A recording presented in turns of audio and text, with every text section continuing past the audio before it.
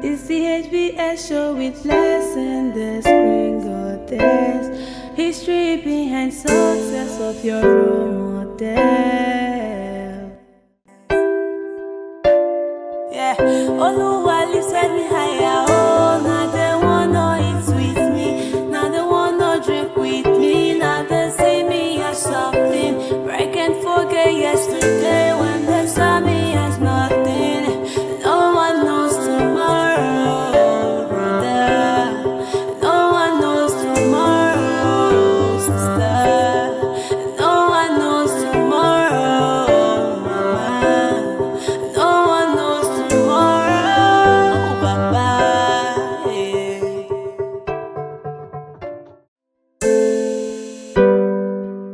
It's the HBS show with lesson, the screen goddess. History behind success of your role model. Wow, good to have you again on the program HBS Show with Blessing, History Behind Success. Today, our guest is one man that the youth love so much. It's a man that talks to the youth and they listen to him. A man that has imparted so much in the lives of people. He is a father. He is a servant of God. Who is this man? A man that is, whenever is in the midst of people, they are always happy. Who is this man? Join me as I make welcome to the program, Pastor Solomon Nathaniel. It's the HBS show with lesson, the screen goddess. History behind success of your role model. Pastor Solomon, you're looking so cute and smart. What are you doing to look this much younger? Thank you so very much for this compliment. When we serve God, you remain young. The manufacturer knows how to put the product in good order. And once you refer back to the manufacturer, whatever fault it is, what cannot be replaced, what cannot be repaired can be replaced. And that's the reason why ever looking young. And to be sincere with you, a man is never complete unless he has his missing rib. Once you have your missing rib, and then you are friends with the one that God has joined together to make this journey of life, make sure that the person is happy. When you make the person happy, the person will be younger, you'll be younger. That's the secret of being young. Wow.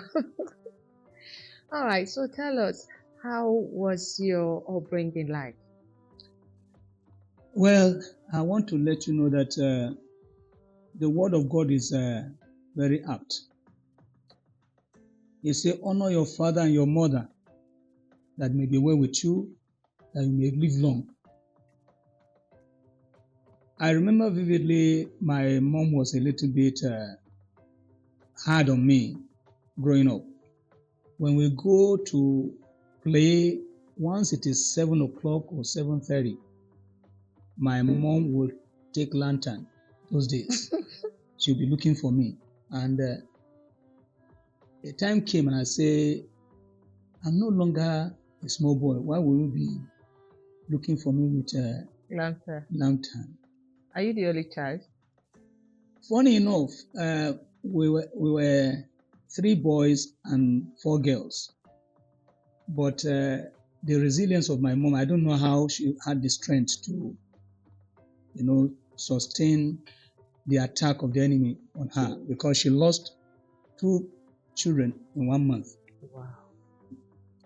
Our firstborn, incidentally, a boy, was my namesake, Nathaniel. So they lost that Nathaniel, and they gave birth to a baby girl, Esther. That's my elder sister. And when they gave birth to me, an old man in the church said, don't you think you should name this child Nathaniel again? Wow. And I always remember this adage, that she always remind me anytime I want to misbehave. She will tell me that if you have one matchstick, you don't walk by the riverside, because if that one matchstick drops, you can't light any of the game you get to roast whatever you have. Now, that discipline helped me, because I remember vividly, virtually all my friends, I can count on my fingertips, all of them are gone. I'm not rejoicing over them. All of them are gone. I mean dead. God just preserved me. There was a day I called her and I was blessing her. She said, what happened? You are blessing me today. I said, I reflected. That time you always, sorry to bring you back. It came to a point that when it is 7 or 7:30, my friends will tell me, go home. Because we know very soon your mom will come around with lantern looking for you.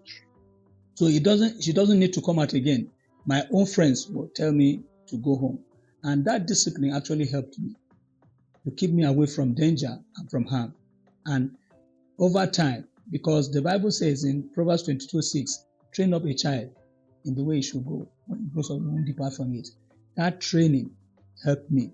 And this is where God has brought me today. Okay. All right. So tell us about your educational background.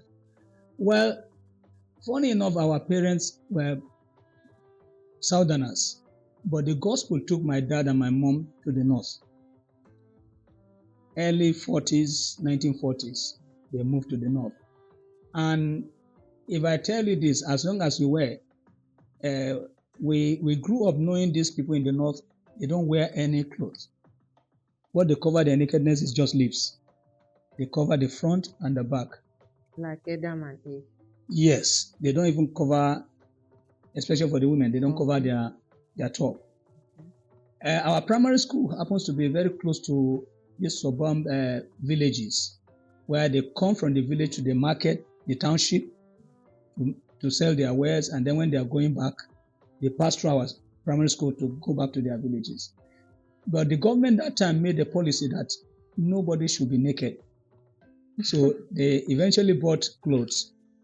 What they do is, when they are coming to township, they put on wrapper. Okay. And so at a point when they're going back to the village, they will remove the wrapper and go back to their nakedness. Now,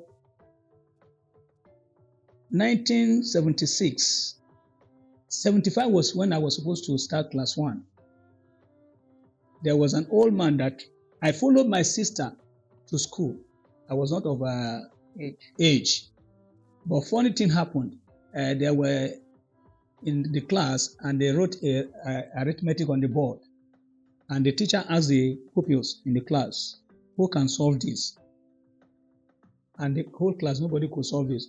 So from outside the class, I answered the question. So the teacher was curious and said, who is this? And they said, it's Esther's younger brother. So the teacher took me to the headmaster's office and said, sir, see what happened.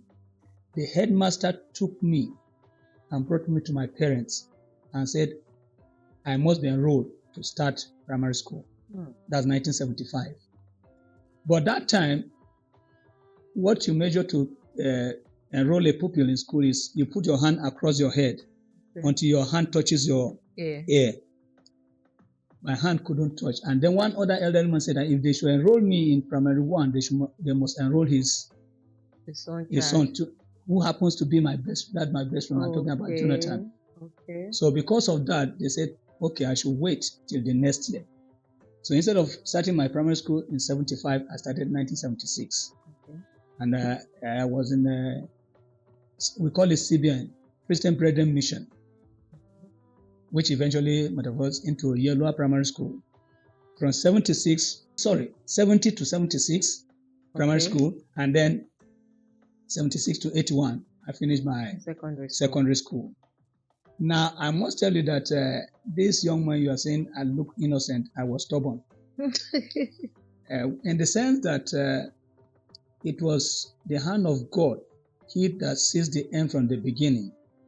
His hand was upon my life and he knows where he's taking me. Now, I followed bad friends.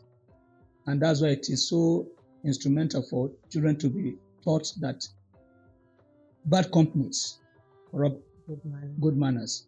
Because even if a child is good, if he should follow the bad company, he will eventually they will influence him to go the wrong way. Now, bad friends almost derailed me out of what I was supposed God intended for me. It took time because I remember I had the opportunity of leaving my parents. I had an uncle who is a very big businessman. So my mom allowed me to stay with him. So myself and the children will go for, they have a wholesale department and a supermarket. Now, because of that, there's a school, Polytechnic. We'll go to while the time in the evening. It was a wild life, I must tell you. Were you in school at that time? Or you finished I finished secondary school, waiting to go into higher institution. Okay. But you see, there's something, the influence of money. Thank you for bringing that question. The influence of money, I was exposed to money early. Okay. So that didn't come into my head to further education. Now, something very funny happened. Yeah. In the process of going for Paris, because we go to the school to carry girls, carry them for parties. And then there was this party that they say, introduce yourself. Most of my friends, lawyers, doctors. So most of these girls thought I was a lawyer, a graduate. Okay. So when it came to my turn to introduce myself, my mouth was shaking. And a girl said something and said, don't tell me Natty is a secondary school leaver. It was like a blow under my belly. Yes. So I made a vow, say whatever it will take, I'll have to go to university. Meanwhile, there was an uncle in the church who told me that, do you know you are holding the key to the youths? I say, what has that got to do with me? I didn't know that one person can influence a whole bunch. He said, no, they are looking on to you like a champion. I didn't get what he was saying then. But what I found out was that when I made up my mind, I said, no, I'll go back to school. I went back to school. I first went to CPS in Yola. From there, I didn't make my mark. So I was sent back home. Now, that was a warning for me. My dad was kind of furious to say, you are not serious with your life. But when I went back,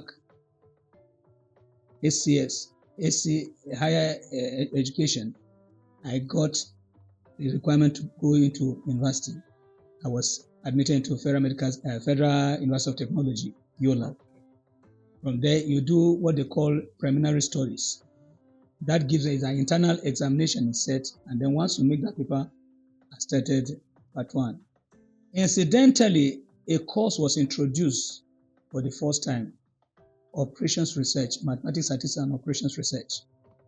So if you are not good in mathematics, you can't do operations research. Okay. So they have to test some of us, and then we're more or less very few, like selected few, were enrolled for the operations research. Then I finished my university. After my university, I was posted to Edo State for NYSC. I told my parents, I said, I'm not coming back to the north. You people left the south for the north, for the gospel. Now that I have the opportunity of going back to the south, I'm not going back to the north. That was my journey. After my service, my sister was in Lagos, and I said I want to join her in Lagos. Incidentally, she served in Ogun State with one Igbo girl, and her boss has a friend in Lagos. He said, there are these two girls that serve with me, and they served faithfully. Please, can you get a job for them in Lagos? Which he granted to them. So it was my sister that was in Lagos, and I asked her, can I come over to Lagos? She said, no. Because while she was staying, the man brought his children from UK and they were in the house. He said the house would be too tight. So after their vacation, they returned back to UK, and then she now told me I should come over to Lagos. I went to Lagos. Dr. Makanjola, who was a former permanent secretary, Federal Minister of Health, and just 30 minutes with him when I got to Lagos. The man just told my sister, I like your brother, trying to work with me.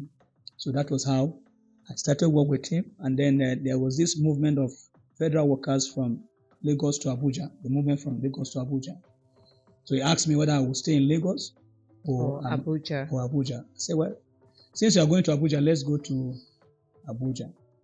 So we went to Abuja together with him, and it was in Abuja. Anytime he's going to the ministry for work, I'll carry his briefcase, go to the ministry. I was with him. It got to a time I said, no, life cannot continue like this. When will I provide for my family? And you see, integrity. The man I become a custodian of the money, his money. Anybody who needs any funds, go and meet Nat. I'll give. So his TA, his SA, his PA, they looked at me and said I was a fool. And I have access to money. Now you're not using it and for I'm yourself. not taking it my own. I say, one question, I say, if I take another person's money, what will happen when I become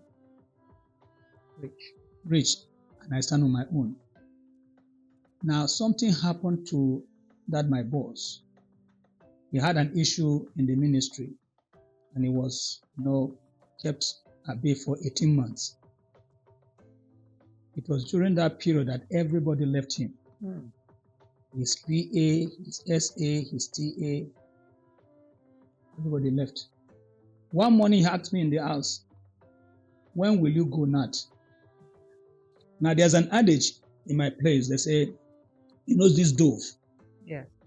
The dove says you cannot eat good with the owner of the house, and when the day gets rough, run away. So when I said that adage, he looked at me and said, well, I'm going to UK to see my children. When I come back, I'll fix you. Now, my sister, let me tell you that this God is a God who answers prayers. I remember one early morning, around 4 a.m., I came down from upstairs and I came down outside the compound and I sat down and I prayed one prayer. I said, Lord, before this man will return from UK, settle me. Give me a job of my own. Incidentally, because we're brought up in the north, the Hausa language I speak, when we're in the ministry, most of these permanent secretaries are Hausa people. So he will introduce me. So when I speak Hausa, they can't get the connection. You are from the south. How do you know this Hausa person? So through that process, I got about 4 different jobs from permanent secretaries. Wow. But somehow, my boss will go behind me and say no. So one of them called me and said, young man, something's happening around you and you can't understand. They say, I gave you a job. It was your boss who said, no, he can't let you go. And I'm aware of this person. I'm aware of this person and I'm aware of this person because they, like a college of permanent secretaries, they interact. Yeah. So he say, your boss said something. He say, he's been working with people, but he has not found somebody like you and he doesn't want to lose you.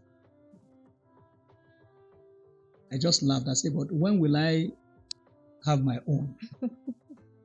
So to cut the long story short, I made the prayer 4 a.m. My sister, by 8 a.m., the woman walked into the house and say, where are my credentials? Wow. That is an instant miracle.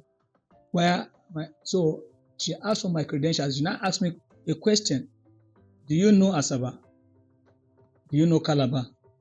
I should choose between Calabar and Asaba. So I got 2 miracle jobs without application. So since I've never been to Asaba, I've never been to Calabar, I chose to come to Asaba first because federal government made a decision that time that where you don't have federal medical center and where you don't have a teaching hospital, they should upgrade the general hospital to federal medical centers. So they set up a committee to go around so that any of these states, they go and then they ask you, you have the liberty as a staff of a hospital. They ask you, what do you want to opt for? Are you going to the state? Are you staying in the state or you are coming to federal? So you have the choice. Okay. So that was how, and funny enough, I was privileged to be the person who took the note of the handing over of the change from General Hospital Asaba to Federal Medical Center. Now, the report of that exercise, I was to take it to the Honorable Minister in Abuja, Minister of Health. I got to Abuja. One of the members I was supposed to sign, because you have to sign the report, the members have to sign the report. That member was sent on another assignment to Yola, Adamawa State. As a JJC, I just started work. I don't know anything about civil service work. So I was concerned. First day, second day, third day, and I went to the woman, the head of the delegation, and said, Madam, I just started work in Asaba, and I'm here in Abuja for 3 days. She said I should not worry. She has spoken with the MD, that the MD is coming to Abuja. When he comes, we'll see. And true to what she said, after 2 or 3 days, the MD came. He gave me additional assignment. I was scared. I said, when they said I'm not serious, I just started work and just went to Abuja to just stay. Now gave me additional assignment. Now, in the course of executing that assignment, somebody saw me in the corridor of Federal Secretariat.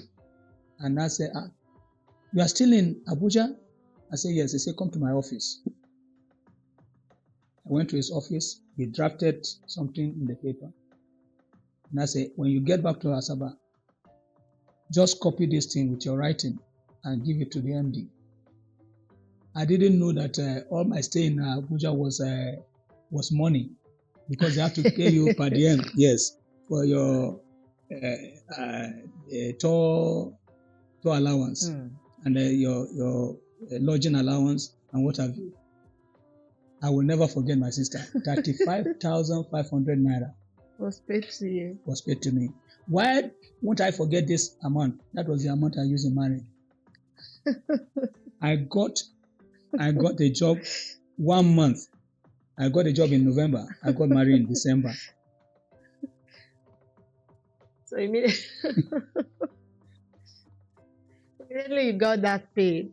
No, it has been on the. In fact, the funny thing, my boss, because if I sit down on my chair, I will say, my wife, because I got the job. Incidentally, my mother-in-law, then I asked her, will you give your daughter to somebody who is not working? If you remember in Genesis, God first gave Adam a job before wife. And I asked her, I said, will you give your daughter to a man who is not working? She said, before you marry my daughter, God would give you a job. That was how I got those miracle jobs. Now, eventually, we got. In fact, it was a drama. I left Abuja. People were thinking I was in Abuja. They didn't know I've already moved to Asaba.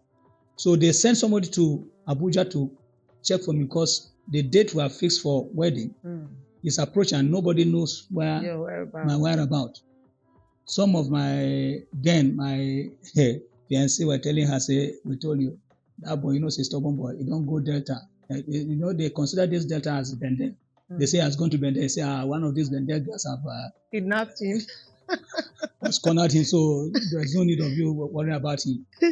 But my mom told her something. They went to my family, and my mom told her, say, if he sucked this breast, don't worry yourself, he will come. My wedding was for Saturday.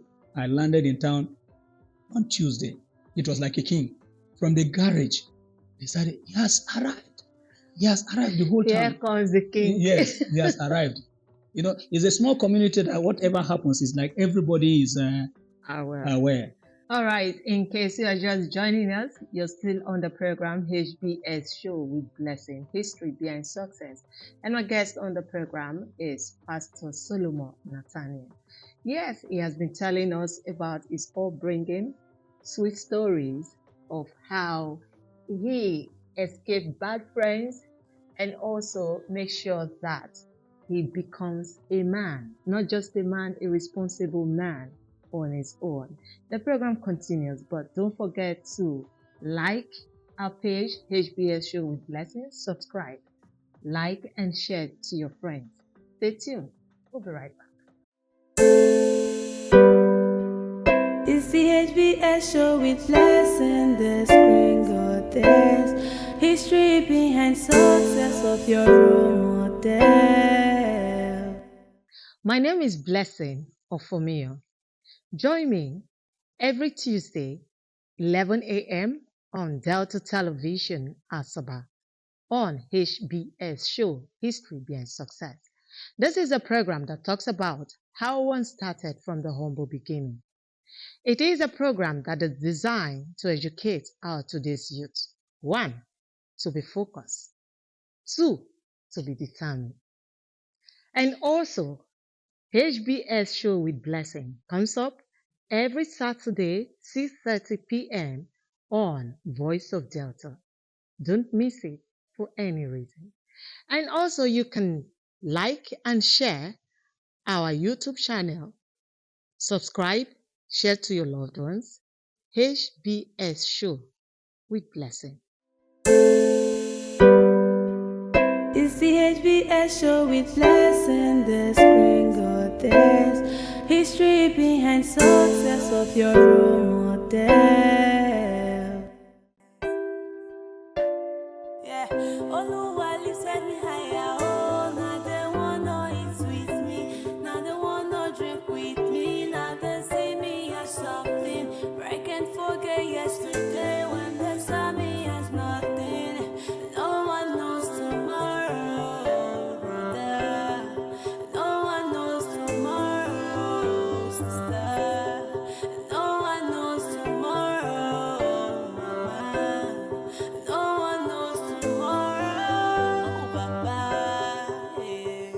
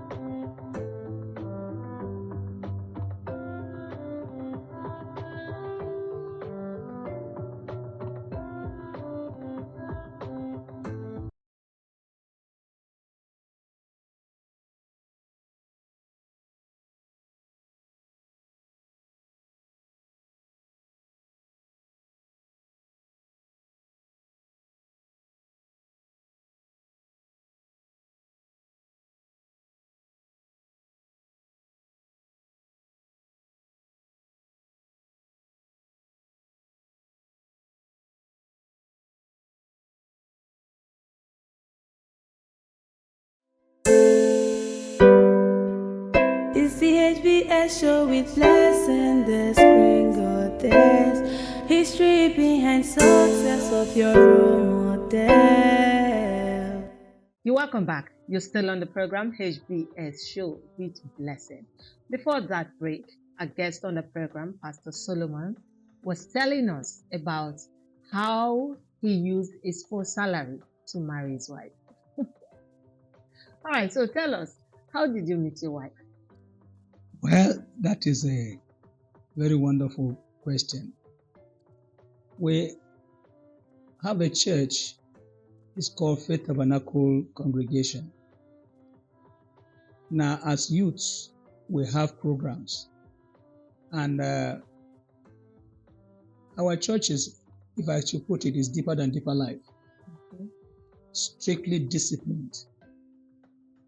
And families will meet. In fact, I tell people they are bringing now, they've missed what is really called love. When we're growing up, when a pupil passes his examination, that is a school leaving certificate, the whole members of the church will bring provision to your parents. Oh, yeah? Yes. You are not just your parents' child, you are the community's child. Hmm. Now, family, if you come to church, we normally have morning service on Sundays and evening service, 2 services. When we're growing up, if you don't see your son or your daughter after the service in the morning, you don't worry yourself. You know why? He has followed another family home. Okay. And then when he's coming back for evening service, the clothes you wore him will not be the same clothes. Where's another one? They wear him another clothes and then wash that one he was wearing in the morning. Wow. If you know the meaning of true love, Christian love, that was how we were brought up. Okay. Now, in the process of time, we have what you call like age group. We have Sunday school. What is missing? Most of the churches, I hardly find the churches that you have Sunday school now. You have Sunday school. So during Sunday school, there's this play, the little drama we do. In the drama, they now say, you play this part, you play this part. In that process, they now say, this part that you played and this part that this person played, it's like there's a chemistry. So with that, you now say, you now work on the chemistry. It's like, I'm going to marry this, like joke, I'm going to marry this person. And it's like marked out. When they say, brother A has put eye on sister B, nobody transfers again. Funny enough, even with the Muslim community that we have, they have this knowledge that once they know that this family has eye in this family, every other person will answer. Stay away.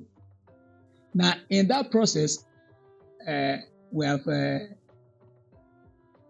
quote, give an intention that I'm going to marry my wife. Since I should let me remember now, like I was in Form 3. Wow. Yes, I was in Form 3.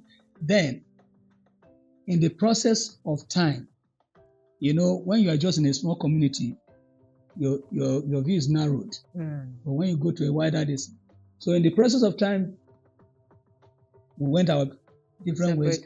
She went her own way. I went my own way. Now, time made me to meet other friends. Yeah. And I had other ideas. So friendship came. I got a lady from Benue State whom I thought would be the person I'll marry. Funny enough, they now told her, they say, don't worry yourself. He has somebody he wants to marry. So curiosity, I just came to see her that day and she said, you know what? They told me that you have a girl you want to marry. So who told you? She now insisted that I should take her to the house. This is my present wife. Yes. And as we got there, she made a profound statement. She said, this is your wife. Wow. She said, truth. So there's no need of coming to see me again. Just forget it. So you can see how God does. From the beginning. Yes. How God just worked it out.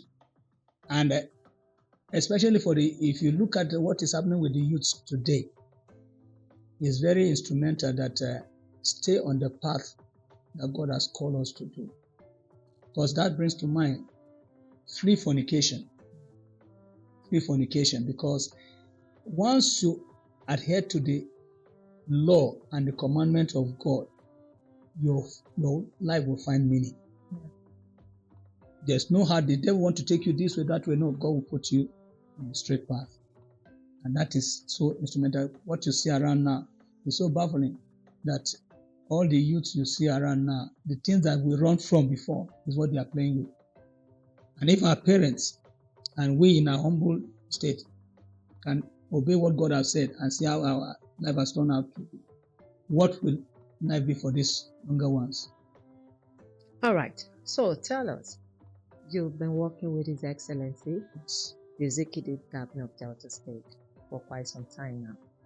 So, how will you classify his performance so far? Well, it's a man that God has brought on the saddle of leadership. When people underrate you that you can't perform, God surprises people. He has exceeded expectation of the people. Now, when he came in, it's like, okay, let's see what he will do. But you see, when somebody put his path or what he wants to do in the hand of God, God will always teach you. Like Isaiah said, you will hear a voice behind you telling you this is the way. He will always show you the direction. Now see the empowerment that he has done for the youth. Empowerment for women, empowerment. Just yesterday, we did empowerment widows alert. That because he saw the pain of those whom their loved ones, the breadwinners, have left them and what they are going through. But he's a man who, has a feeling. He doesn't want to see anybody suffer. He wants to alleviate and give a helping hand. And we have seen, people have been talking about the infrastructure. No, but if you see the empowerment he has given those who are ready to work, because you find this, our youth now, they want a microwave. Everything now. 2 minutes, put something on the fire, 2 minutes, it is done. No. And life is not like that. The only thing that starts from the top, my sister, is grave. That's the only thing that starts from the but everything that wants to grow to be big starts from down, Small. upward. So if you see the empowerment he has given all sectors, those who have, if is it technology, he has given the youth the wings to fly. Is it the women, whatever categories, artisans, name them. He has given them empowerment to make everyone to stand on his own too. Because if I come to you, give me fish today, give me fish tomorrow, you'll be tired. But if you teach me how to fish, anytime I carry my net, I go to the river to fish. So he has done so much, and we are just seeing the beginning. Because if the journey, they say, if Sunday will be sweet, from Saturday. So we are in our Saturday, and we know that Sunday will be sweet.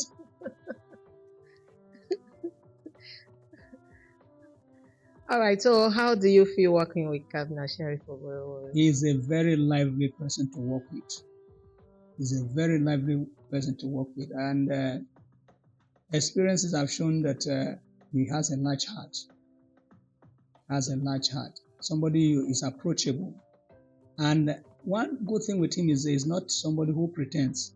He says it as it is. If you do something wrong, he won't wait till tomorrow. He will tell you there and then, this thing is wrong, do it this way. So everyone around him that we are working with him, we know the kind of person he is. So if you are a straightforward person, you won't have any fear to work with him. It is only when you have skeleton in your cupboard that you know that when you see him, you know that you don't have a clear conscience. But if you are somebody who is straightforward and forthright, he's a very good person to work with. All right. Okay, before we go, your advice to our youth, because so many things has been happening of late. A lot of youths are graduates, no job, while others that has job to do, they are not really comfortable with what they are doing.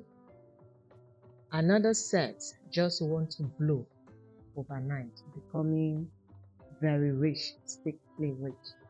So what is your advice? Because I believe there's dignity in labor, and also there's dignity in starting small. Now, you understand something, my sister, that the river we see is a drop. From a drop, it turns to a river. Now, we live in a generation whereby They want something just now. And life is not like that. Whatever you start small, you take pleasure in improving and seeing it enlarge. But we have come into a place, you see, when we're growing up, my sister, parents who wants to make it, they can go diabolical. Some use I use this very funny one that happened one time. One of our senior pastors was saying that they started business together, just small business. Before you know, the other one, the business just blew. And the friends say, come on, we started business together. How did you go about this business that your business just, you say, you want me to tell you? You say, you want me to tell you? Can you sacrifice one of your sons? And I reminded him, do you remember this, my son? And I lost my son. That was the son he used making a business to blow. Now he went back home. The friend went back home and he was sitting in the parlor early in the morning. He was thinking whether to do or not to do. Something very striking happened. His youngest son, who ordinarily will have to be woken up to prepare him for school, woke up and walked to the dad in the parlor and said, Daddy, don't take us to make money, you hear? God works in a mysterious way. Daddy, don't take us to make money, you hear? 3 times. Man, no any prophet who should prophesy to you. You know that God has spoken through your son.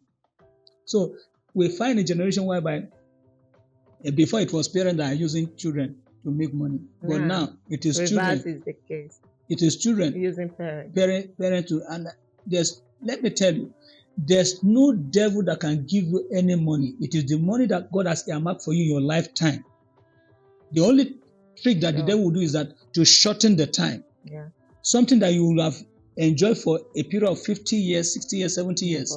The devil will tell you that just you're making no. But 3 friends, I tell you this, 3 friends, when they say they wanted to make money, they say they need to approach a herbalist. And what was the trick? They would take corn and give it to a hen. So the number of corns the hen eats, that's the number of years they will enjoy the wealth. So the first friend threw the corns. The hen swallowed 5 corns. That's 5 years. 5 years. The second one threw. The hen took 3 corns. The last one threw. The hen took 1. Now, the one that had just 1 year, he became more like a madman. Anywhere he goes, the money is there. Yeah. Because they've sold their soul to the devil. So you now tell people, eat, there's no time.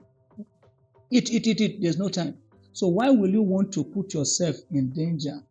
Because there's nobody that God has pushed on this planet Earth that God does not put something in you. That's true. To make it in life. No. There's no manufacturer that is so mad that will make a product that he doesn't have something at the back of his mind. This is what this product will do. So God, we are wonderfully and what? Fearfully made. So God, every one of us, there's nobody who doesn't have something inside of him that is to benefit humanity.